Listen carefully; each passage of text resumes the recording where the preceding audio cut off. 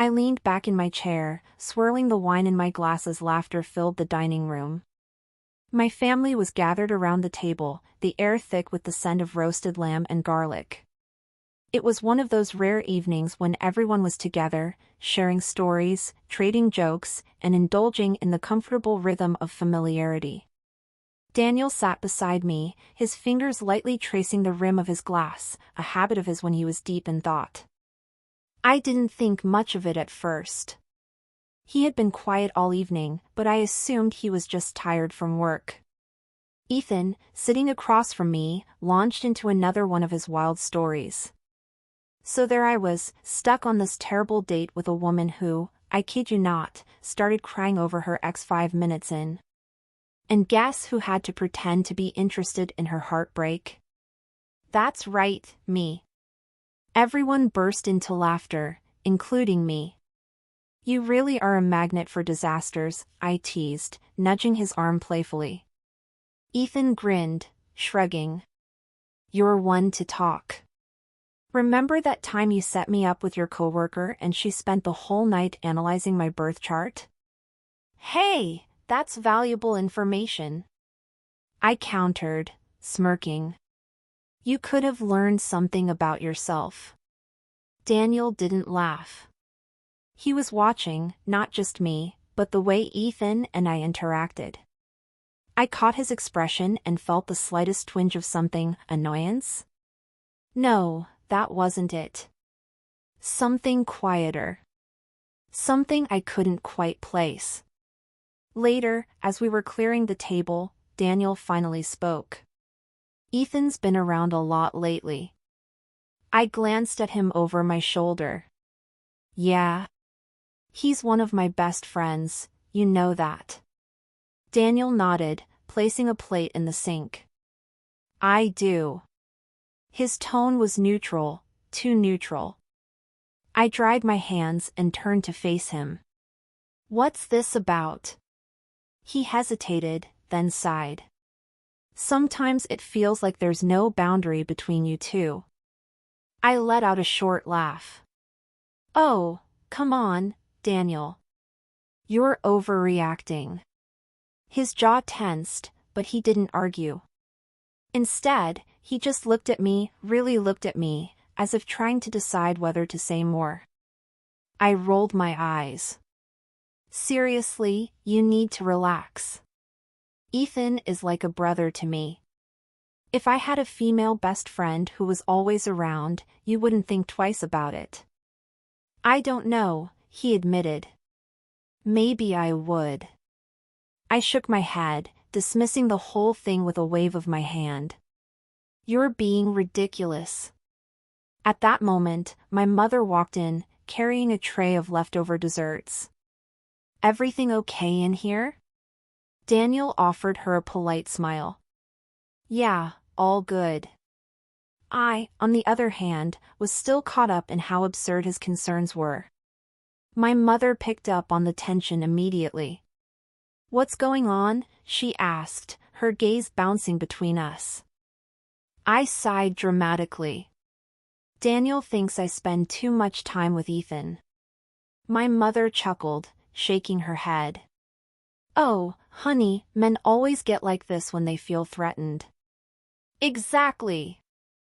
I said, nudging Daniel playfully. See? Even my mom thinks you're overreacting.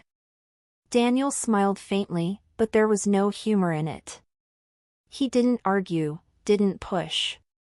He simply nodded and left the kitchen. The conversation was over, but something about the way he left unsettled me. I brushed it off, though. He'd get over it. Daniel had been different since that night. It wasn't something loud or obvious, just a quiet shift in the air between us. He still kissed me goodbye in the mornings, still asked about my day, still sat beside me on the couch when we watched TV in the evenings. But there was a distance now, a space between us that hadn't been there before. At first, I chalked it up to stress.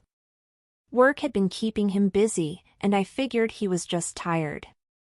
But as the days passed, I started to notice the way his eyes lingered on me whenever I was on my phone, the way he hesitated before responding when I mentioned Ethan's name. He never brought up that conversation again, never pushed the issue, and yet, somehow, his silence felt heavier than words. Ethan, on the other hand, was the same as always. He called often, sent me random memes, invited me out for drinks after work. I didn't think twice about saying yes. He was one of my closest friends, why should anything change? One evening, we met up at a small bar downtown, a place we'd been going to for years. The lighting was dim, the music soft enough that we could talk without shouting. Ethan had just finished telling me about a disastrous client meeting when my phone buzzed on the table. I glanced down and saw Daniel's name. "Not gonna answer?" Ethan asked, raising an eyebrow. I hesitated. "I will. In a minute." Ethan smirked. "Oof. Trouble in paradise?" I rolled my eyes. "Please. He's just in a mood lately." "Because of me?" I scoffed. "He's being paranoid." Ethan leaned back, studying me for a moment. "You sure about that?" "Come on," I said, taking a sip of my drink. "You and I have always been close." He knew that when he married me. Ethan shrugged, a flicker of something in his expression that I couldn't quite place. Amusement? Pity? I ignored it. By the time I got home, Daniel was already in bed. His side of the bed lamp was off, the room filled with the soft glow of mine. I climbed in quietly, checking my phone one last time. Another text from Ethan, a stupid joke about our night out. I smiled, shaking my head before locking the screen. "You were with Ethan?"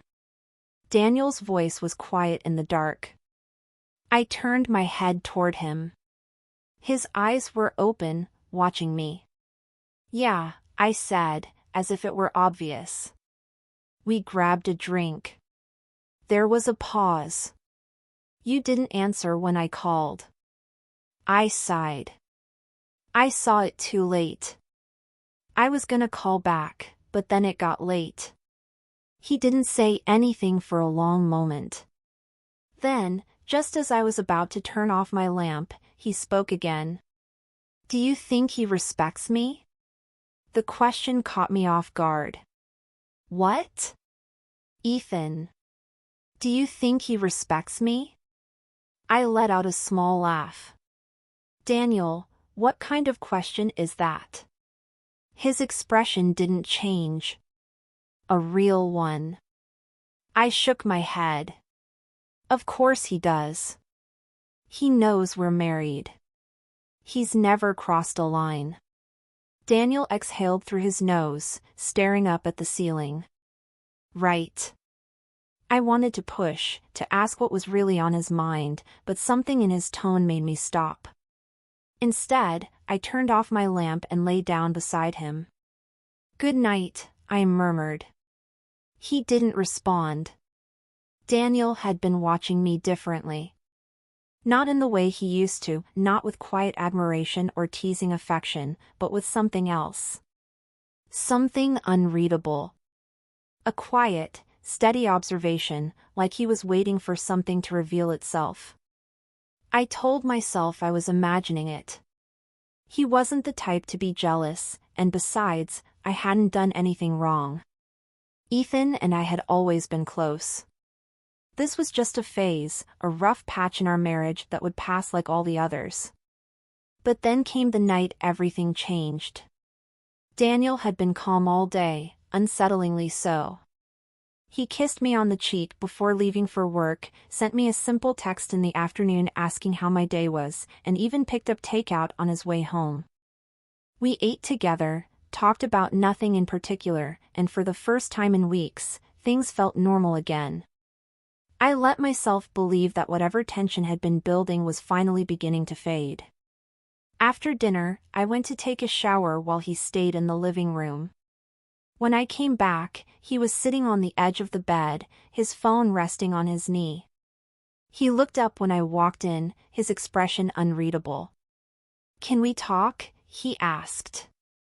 I frowned, toweling my hair. "Of course. What's up?" He didn't answer right away. Instead, he reached for his phone, unlocked it, and turned the screen toward me. My stomach clenched before I even understood why. The messages weren't mine. They weren't even from my phone. They were from Ethan's. I stared at the screen, my breath catching. I recognized the chat immediately, my name was in it, multiple times. Some messages were harmless, jokes and casual remarks, but others felt different. Off. Ethan's words had a weight to them that I had never noticed before, or maybe just never wanted to. There were screenshots of conversations I had been a part of, but seeing them like this, taken out of context, twisted the meaning. A message from me, laughing about how Daniel didn't get it when it came to my friendship with Ethan. Another where I had jokingly referred to Ethan as my escape. I knew what I had meant when I said it, it was a joke, a casual remark, but seeing it there, separated from everything else, I felt sick. "Ethan talks about you a lot when you're not around," Daniel said, his voice steady. "And not the way a friend should." I swallowed hard. "Where did you get these?" "That doesn't matter." He looked at me, really looked at me, like he was searching for something in my face. "Do you have anything you want to tell me?" I let out a breath, shaking my head. "Daniel, I swear, nothing has ever happened between me and Ethan. He's my friend. That's all he's ever been." He nodded slowly, his eyes never leaving mine. "Maybe that's true. But that's not how he sees it." I had no response to that. Because deep down, I knew he was right. There had always been a quiet undercurrent to Ethan's presence in my life, something I had chosen to ignore because it was easier than confronting it. Daniel exhaled, running a hand through his hair. "I don't even know if I'm angry," he admitted. "I just feel tired." Something inside me cracked.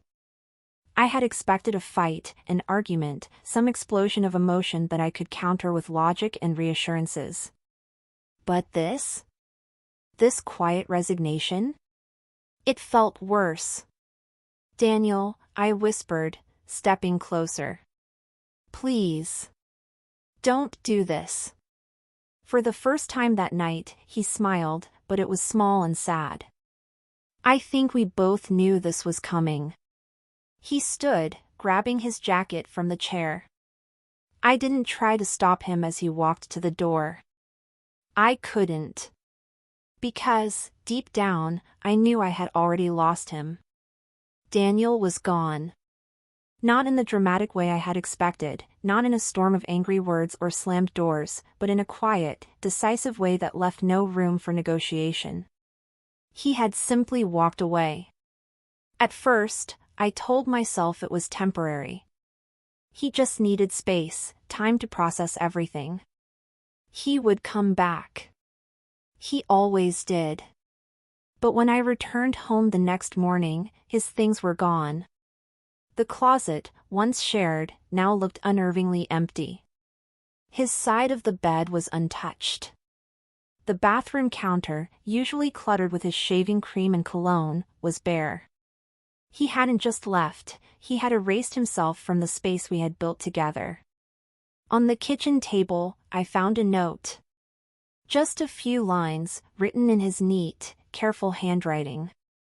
"I won't fight about this. I don't think we ever really listened to each other anyway. Take care." That was it. No anger, no accusations. Just the quiet weight of finality. I stared at the paper for a long time, expecting to feel something sharp and unbearable, but all I felt was numb. I reached for my phone, my fingers hovering over his name before I forced myself to stop. What would I even say? That he was overreacting? That he was wrong? Because the truth, the one I had been avoiding for so long, was that he wasn't. I had spent so much time defending my friendship with Ethan, laughing off Daniel's concerns, dismissing the tension he felt as insecurity. But now, standing alone in our too-quiet home, I saw things differently. I saw the moments I had ignored, the subtle ways Ethan had blurred the lines. The late-night messages, the lingering touches, the way his words had carried a weight I had chosen not to acknowledge. And worst of all, I saw my own role in it. The way I had enjoyed the attention, the way I had leaned into the comfort of Ethan's presence without ever truly considering what it meant. The realization settled in my chest, heavy and unshakable. My phone buzzed, snapping me out of my thoughts. Ethan. Hey, you okay? Let me know if you need to talk. For the first time, I hesitated before responding. Ethan had always been there, always ready to step in when things got difficult. But now, his concern felt suffocating instead of reassuring. I didn't reply. Instead, I sat at the kitchen table, Daniel's note still clutched in my hand, and let the silence stretch between us. Days passed, then weeks. The house still felt empty without Daniel, but it was a different kind of emptiness now, not just the absence of his things, but the absence of something deeper.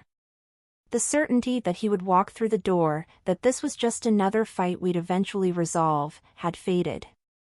This time, he wasn't coming back. I thought about calling him. Every night, I stared at my phone, my fingers hovering over his name, but I never pressed dial. Because the truth was, I didn't know what I would say. He had left not because of a single moment, a single betrayal, but because of something that had been unraveling between us for a long time. Maybe I had ignored it. Maybe I had let it happen. But now, there was no undoing it. Ethan kept reaching out. At first, I answered. I let him tell me I was better off, that Daniel had been unreasonable, that none of this was my fault. But the more he spoke, the more I realized how blind I had been.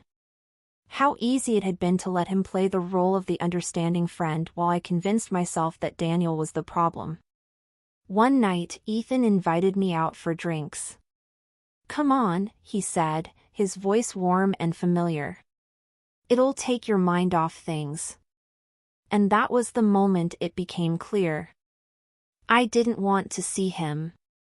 Not because I was sad or grieving, but because I finally saw what Daniel had seen all along. The way Ethan had always been waiting in the wings, the way he had blurred the lines of our friendship so carefully that I had mistaken it for something harmless. And worse, the way I had let him. I never responded to his invitation. Instead, I did something I should have done long ago. I sat alone in my quiet, empty house and faced the truth. I had lost Daniel, not because of Ethan, but because of myself. Because I had taken what we had for granted. Because I had ignored the warnings, the tension, the quiet way he had been slipping away until, finally, there was nothing left to hold on to. Maybe, in another time, another version of us, things could have been different. But in this one, I had learned the price of my own comfort. And I would have to live with that.